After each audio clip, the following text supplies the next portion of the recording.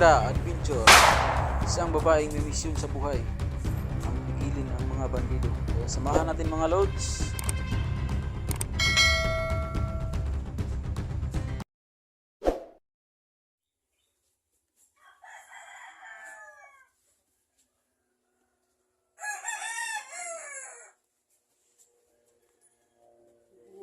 No, lalabas na po kami sa bahay ni Edwin, no. Tara, umpisahan na natin yung tingnan natin sa likuran ng bahay ni Edwin, no. Kasi baka nandyan pa yung mga bandido na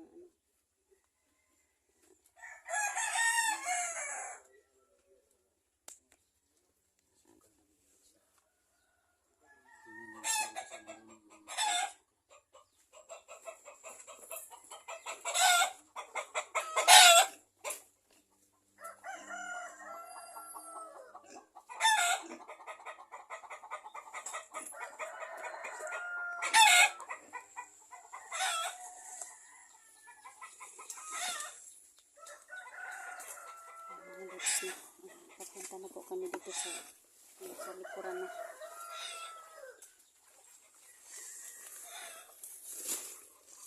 Dito po kami lalabas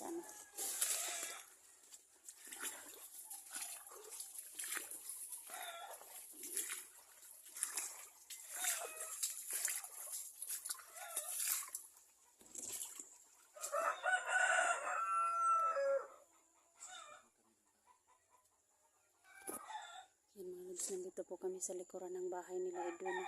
Tinignan namin kung nandun pa yung mga bandido, no.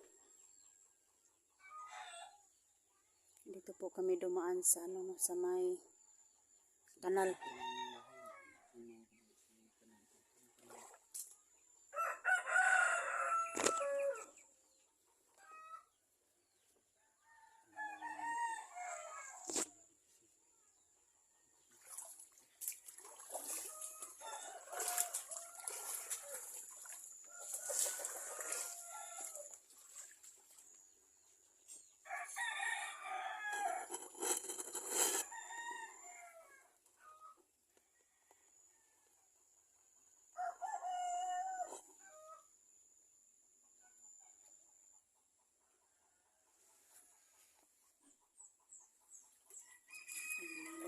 Dito po kami dumaan sa may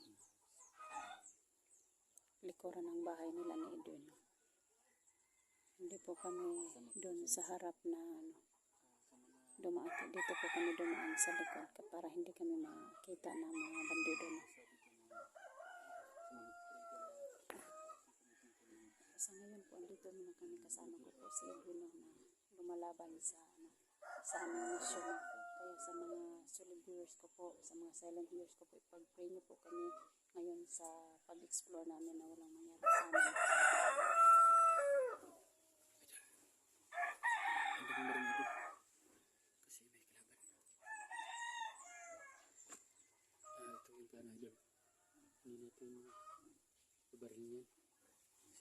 Ano na lang natin, i-silent kill na lang natin para hindi tayo madinig ng mga kasamahan nila, para hindi sila mag-a-alarm, no.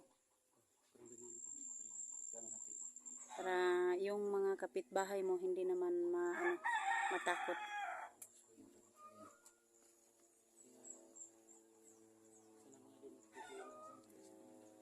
Sana po sa nagpe-pray sa amin, no, maraming salamat sa inyo po.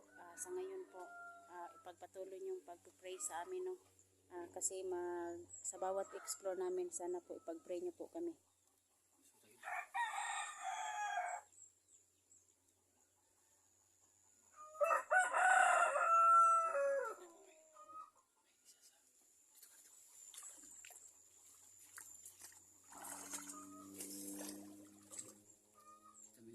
Nakita kong isang tao dito nakalakad-lakad, oh, sa likuran ng bahay niya. Tirahin mo yan. Tirahin mo. Mamaya na. Tingnan mo dito sa kabila. Baka meron pa. Tingnan mo ko. Dapat kung may sabayan natin kasi dalawa yan.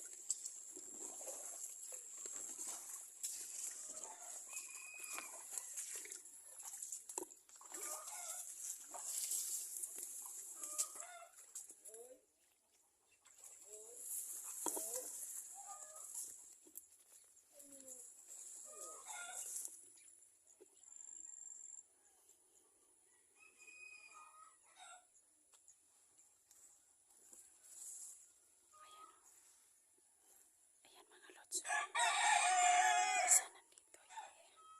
Yung isa nandun sa ano. So, malayo.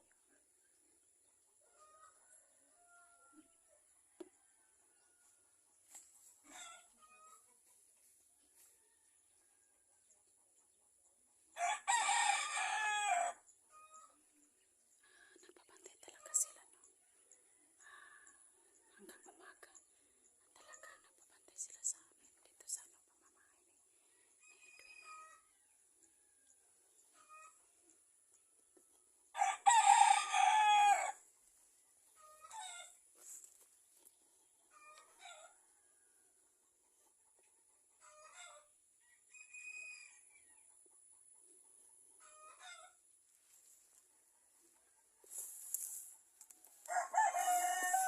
lods, sa silent kill ko lang po. May napatay po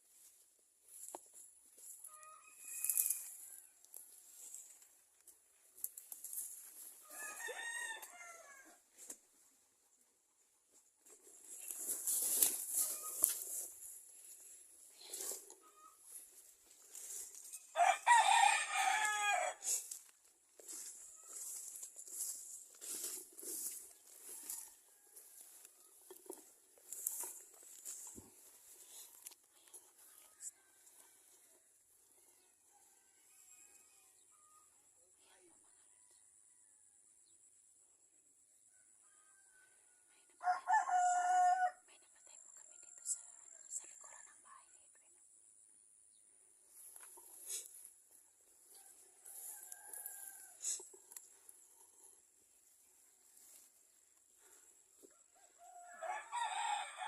Halos na silent kill po namin. Silent kill po namin, no? Kasi po hindi po kami dito pwede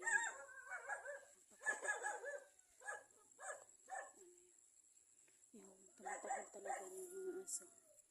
Marami talaga dito ng ano.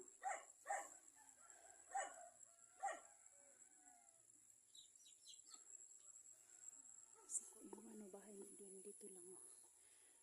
Dito sila sa ano sa likuran ng bahay nila Edwin, no? Kaya hindi po sila makapasok kaso kasi may ano pala dito, may cyclone, no? Hindi naman kami pwedeng magpaputo kasi po baka umalarma yung mga kasamahan nila. At saka naawa po kami dito sa mga kapitbahay nila, no? Kasi dikit-dikit lang po yung bahay nila.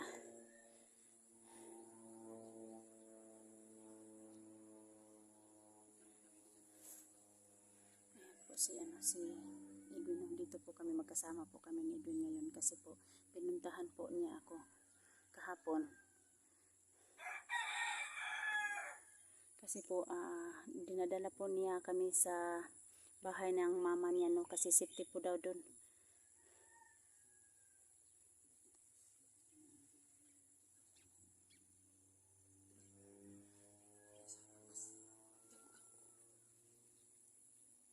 Yung isa.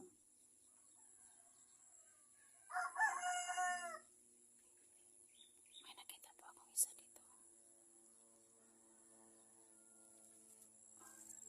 M16 yung lalaki.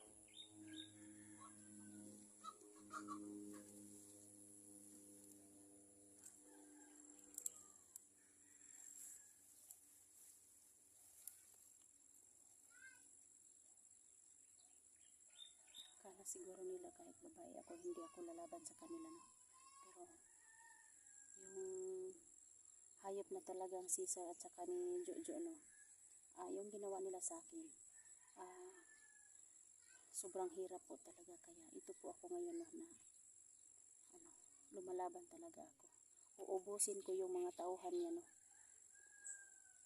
Kasi sobrang hirap yung ginawa niya sa akin, no, nung ano ako, nasa kamay ni Caesar po ako. Sobrang hirap ko yung anong kalagayan ko nun.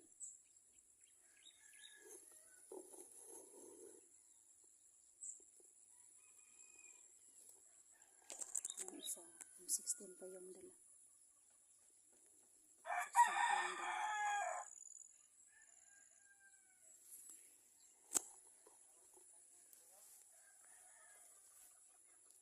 Ito po ngayon is silent kill.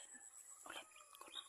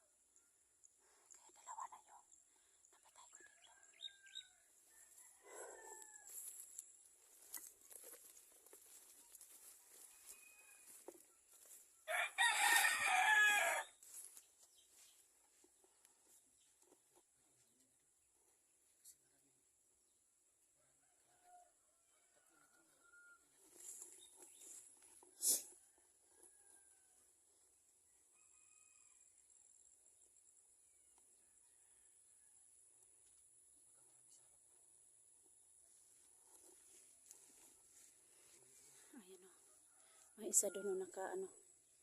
May isa doon nakaupo doon sa may ano.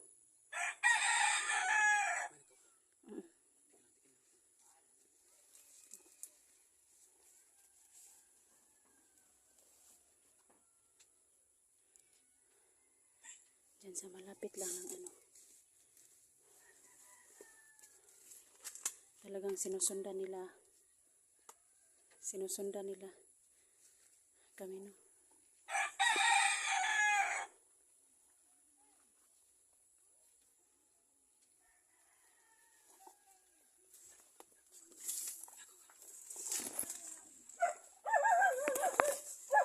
Tawag pa yung aso. Usi yung di. Tirahin mo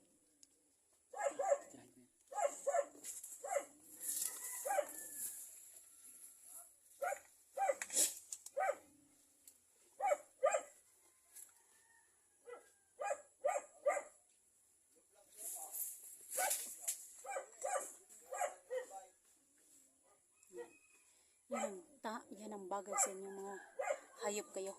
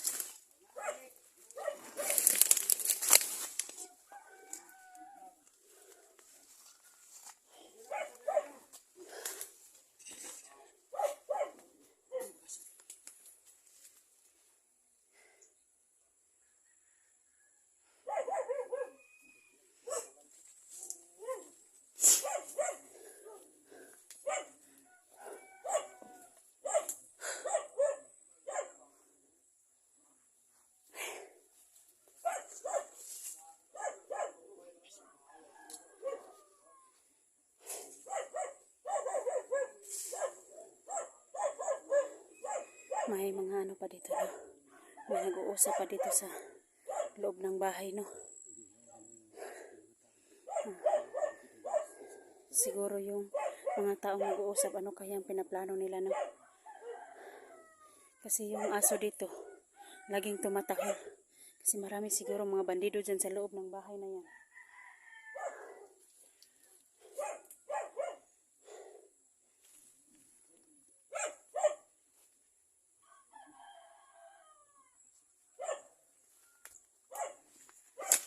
Tingnan ko yung likuran ng bahay, kaya bahay nila Edwin, no?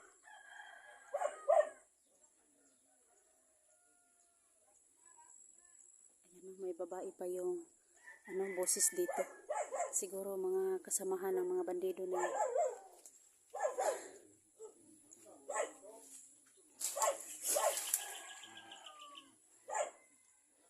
Sa ngayon po mga lods, dito po kami ngayon, no?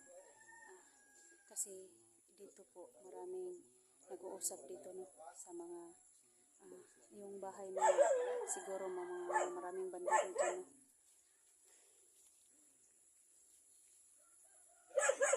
Ayan, no?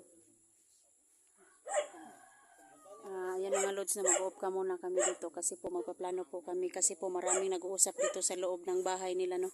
Kaya mag-off ka muna ako mga lods.